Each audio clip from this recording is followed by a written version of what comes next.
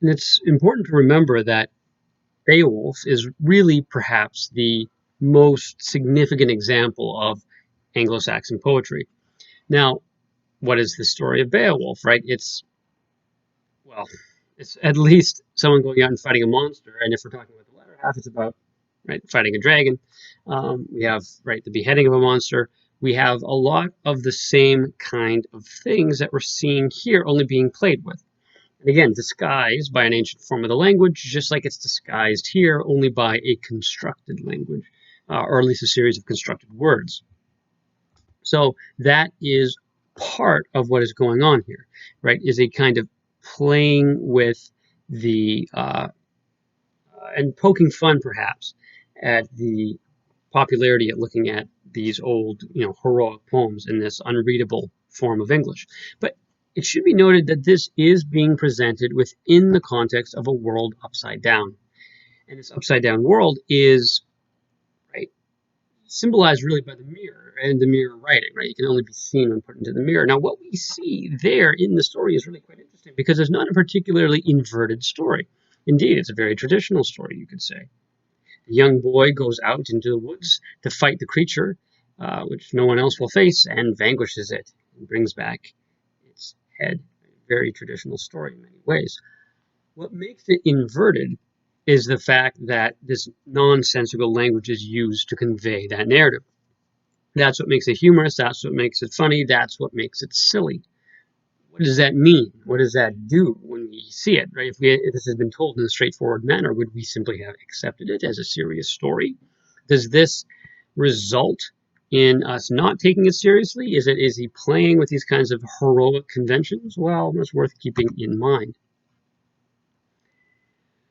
So if we think again about these words, right, one of the things that it should be noted is that in some other places they are sometimes defined in different ways. And we even get within the narrative itself the sense that perhaps Humpty Dumpty doesn't always know what he's talking about or can't necessarily be trusted. Um, and there's a question again of does this matter? We simply know that someone went out and killed something. Does it matter if we really know what some of these words are? Well, it certainly helps with clarity, but it doesn't necessarily change the meaning, or does it? Well, let's look a bit further. One of the things that you may also notice is that despite the inverted nature of the story, it's actually a very regular poem in some ways. So it's divided, for instance, into quatrains, right? Into sections of 4 poetic lines. That's all quite regular. It, for the most part, has an A-B rhyme scheme, right? Toes, borogoves, wave, outgrabe, etc., etc. But not in every case.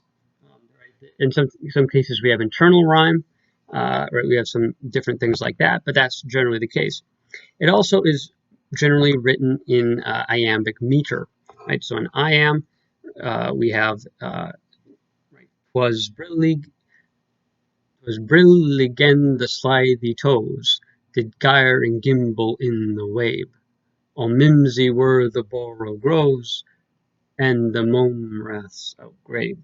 Right, so you can kind of hear that iambic rhythm there. So that's fairly regular. Um, so in that sense, it isn't exactly inverted or nonsense, right? It's actually following the typical conventions of poetry in many ways. However, it should also be noted that most of it is in tetrameter, right? That is to say that there are 4 uh, uh, metrical feet, but then you'll get a bit of trimeter, which has 3.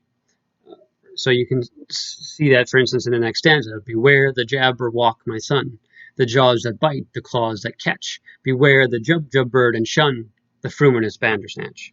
Right. So the last one has right, is trimeter, not tetrameter. Right. It's 1 foot short. So what does that do? Well, if anything, it maybe throws you a little off base. That's not a very typical way to actually construct a poem, though you certainly can, and he's doing it right here.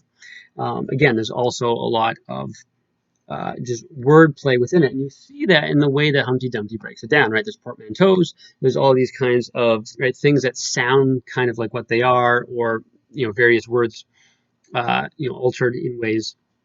So we see that although it certainly appears to be nonsense, that nevertheless what we are being presented with is not just complete nonsense, right? There's actually very much a kind of logic to it.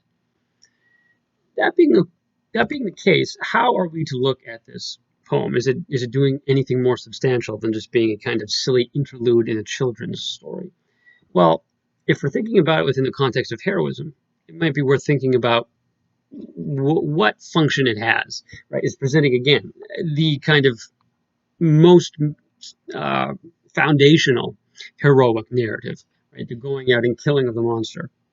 So, is he making fun of that again? Is he satirizing it? Right, that is the question. So, G.K. Chesterton, amongst others, a early 20th century writer and something of an amateur literary critic, he claimed that the original purpose of Jabberwocky was to satirize verse that was pretentious, and also to satirize literary criticism. We've already talked about it, how it's kind of making fun of this reception of Anglo-Saxon stuff. So we have that in mind, but we also have the sense that he is kind of making fun of a certain kind of literary establishment. If you will remember, when we looked at another example of the satirical or the comedic hero, when we looked at J.R.R. Tolkien's Farmer Giles of Ham, he did something somewhat similar in his little preface, where he's making fun of actually Anglo-Saxon scholars, of which he was one, but he was making fun of a certain kind of scholar, and perhaps even poking fun at himself to a degree. So we perhaps could also note that at this time, right, in the 19th century, there really is a desire to often use a lot of archaicisms, right, bring in older words that have passed out of use. So it's possible that Carroll is also satirizing that, right, the sense of writing in a kind of language that no one understands. But again, that's kind of debatable, but it's certainly a fair question. The real question is what's the lesson that we're supposed to take from this? Again, G.K. Chesterton wrote in 1932, poor little Alice. She has not only been caught and made to do lessons, she has been forced to inflict lessons on others. And in other words, arguing that right, people taking the poem too seriously and trying to kind of pull stuff out of it and make it almost, you could say, didactic is actually against the nature of the poem, which is simply a satire on this silliness. One of the reasons for that is it's considered to be one of the primary examples of the nonsense poem, right? A poem which is using language which, at least on the face of it, appears to not have any meaning. So what do we want to do with this when we sum it up, right? Is this simply an example of a kind of satire and parody in a comic version of the traditional story that we've already seen, or that we may see in Beowulf as well when we look at that next week? Well, possibly. Certainly that could be the case. What might be worth considering is what kind of a hero is this young boy? Well, he exhibits what seem to be the characteristics of a hero, as we have been exploring so far. There is the strength aspect. He's able to conquer his foe. There's the martial aspect, right? He's proving his heroism at the tip of a sword. There's a sense that this is kind of noble, right? We can perhaps perceive that this is a dangerous creature that other people are not willing to fight, and so that he is willing to go out and do that could be seen as a good thing. We have that aspect, certainly. And he's very much fulfilling, he's clearly laudable, at least for his father, who welcomes him back with great praise. So there is, and he's also the protagonist of the story, right? He's very much what the poem is about. And we don't know much more about him. Again, like Alice says, somebody killed something, but we don't really have much to go on in terms of who is that somebody. Who is he? What does he mean? One of the things that you may notice is that while this pattern reproduces itself in many stories, it takes on the aspects of the world in which it's presented. In other words, we could impose a similar pattern into a different context and get a very different kind of story. So what do I mean by that? Well, you can imagine, for instance, right, in a world like, say, the world of A Man for All Seasons, we have a very different kind of uh, context, right? It's not a literal monster, but there is that thing which is trying to, you could say, swallow up the protagonist. The protagonist, you could argue, has a kind of victory, but is one that results in death, not in success. Henry V, same thing. Not with regards to dying at the end. He indeed is victorious, and victorious by the sword, so it's much closer. But insofar as it's not a literal monster, right, it's a more kind of personalized type of foe. In King Arthur, again, we have the death at the end, but we have a kind of victory over the foe. Again, not literally monstrous. And one could, of course, again, go all the way back to the Life of St. Margaret, where we have the vanquishing of a very similar type of monster, but in a less physical kind of way. And again, we have Farmer Giles of Ham, right, overcoming the dragon, but perhaps through different means. And now in Farmer Giles, we saw the satire in a little bit of a different sense. Here, it appears to very much be a matter of language. One could assume that if we were to take out the language and instead replace it by normal and easy to understand language, that we in fact would not be presented with anything particularly satirical or parodic. However, the language is integral to the work, right? So imagining that is perhaps not helpful. What might be more helpful would be to think about what it means in a world of inversion that Alice is existing in when this poem is presented. To then have a poem which is in fact not inverted in its structure, but inverted in its presentation, or at least topsy-turvy. Maybe inverted isn't quite the right word, right? Again, everything's all jumbled up, except for the narrative structure and the narrative pattern. But the fact that the pattern is hopefully perceivable, even when the language is not, is really the key here. And the reason that it's the key here is because even if Carroll is poking fun at this, and maybe he's poking more fun at the language, or using the language to poke fun at the use of language by other people. Nevertheless, we are still presented with what could be a serious narrative in a silly context.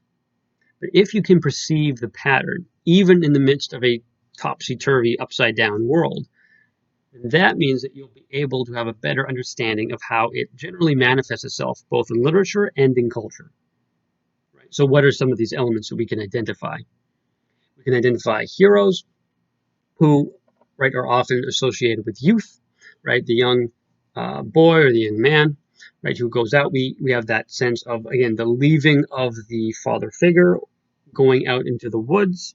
We have the description of the monster in all of its danger. We have the meeting, and we have the return home with the spoils and the rejoicing, as it were. These are very basic structure points, of course, right? They're not particularly profound on the surface, but as we already saw when we looked at St. Margaret and her encounter with the dragon, which, while perhaps not particularly notable on the face of it, nevertheless is manifesting a kind of greater pattern of interaction in the world, we may be seeing that there, or here in Jabberwocky. Or it could just be a kind of silly extrapolation. But it'll be helpful to keep this in mind, this silly, humorous version of the hero and the confrontation with the monster, as we are very shortly next week going to take up a much more serious story of a young man going out to battle a monster. Now, the same pattern will appear in Beowulf. Whether or not it ends the same way, well, we'll see. However, it's worth keeping in mind that in order to satirize something, right, that pattern has to be established so that your audience could recognize it. So if you read Jabberwocky and you couldn't make out what was going on, but you detected, I think I know what happened, then you can ask yourself the question is, is this a heroic poem?